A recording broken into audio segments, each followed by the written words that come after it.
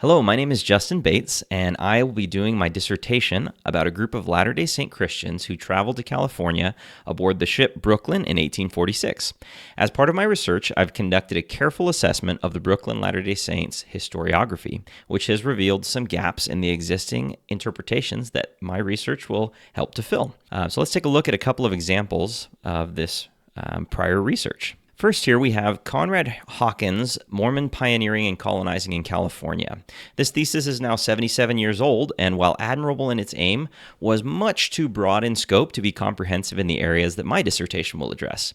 While the time frame is 1846 to 57, the author falls prey to the trap of trying to be so inclusive that it's difficult to be sufficiently detailed about any one group, area, or impact. For example, the author starts with the saints under Brigham Young fleeing Nauvoo, then spends a chapter on the Mormon Battalion, another on the Gold Rush, another on a colony in San Bernardino, and even a little bit about the Utah War. It is all over the place. All in all, it is a broad strokes review of too large and varied a group of people over so large and varied a landscape that it becomes really little more than an overview.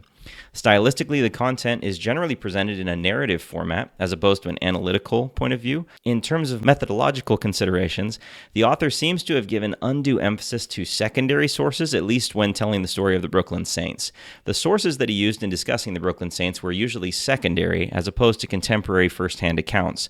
For example, he generally used secular histories of California, such as Hubert Howe Bancroft's well-known multi-volume History of California, as well as the works of other noted scholars of California and Mormon history. This presents a danger because the author is relying and drawing conclusions based heavily on the interpretations and analyses of others, as opposed to assessing the first-hand documentation himself and coming to his own conclusions. Lastly, the author's conclusions, at least relative to the Brooklyn Saints, are hardly evidentiary. For example, he concludes that what he calls the Brooklyn colony was simply a failure, in large part basing this assumption on the downfall of their leader, Sam Brannan. The reality is that while many of the Brooklyn Saints migrated to Utah and Arizona after their time in California, the foundations and institutions that they helped found continued to have a profound impact going forward. Moreover, not all of them left California, and some of those that stayed, such as John Horner, were extraordinarily successful. Another example of this kind of broad strokes approach to the Brooklyn Saints and to the history of California is Eugene Campbell's A History of the Church of Jesus Christ of Latter-day Saints in California from 1846 to 1946. I won't go into this in as much detail, but you can tell it covers 100 years and the entire state of California.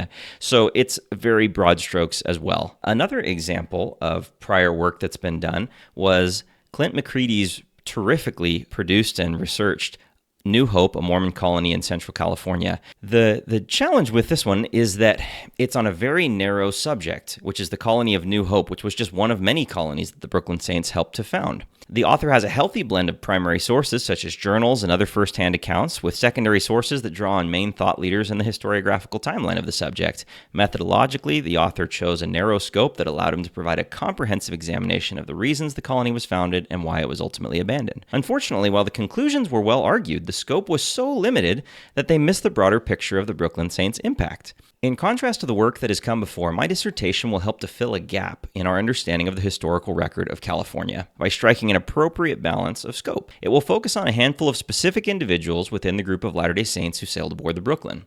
The geographical area in which I will assess their impact will largely be limited to the San Francisco Bay Area. The specific industries or sectors in which they made an impact will be focused to allow for a comprehensive analysis of those areas. As such, the research seeks to identify how they were able to make such an impact and the lasting effect of their time in California. In summary, this dissertation will argue that the 1846 arrival of Latter-day Saint pioneers from the ship Brooklyn to the San Francisco Bay Area had a significant impact on the early development and colonization of that area from 1846 to 1860. This impact included prioritizing public education, contributing to the development of several settlements, and enabling the rapid advancement in inter- and intra-area connections and communication.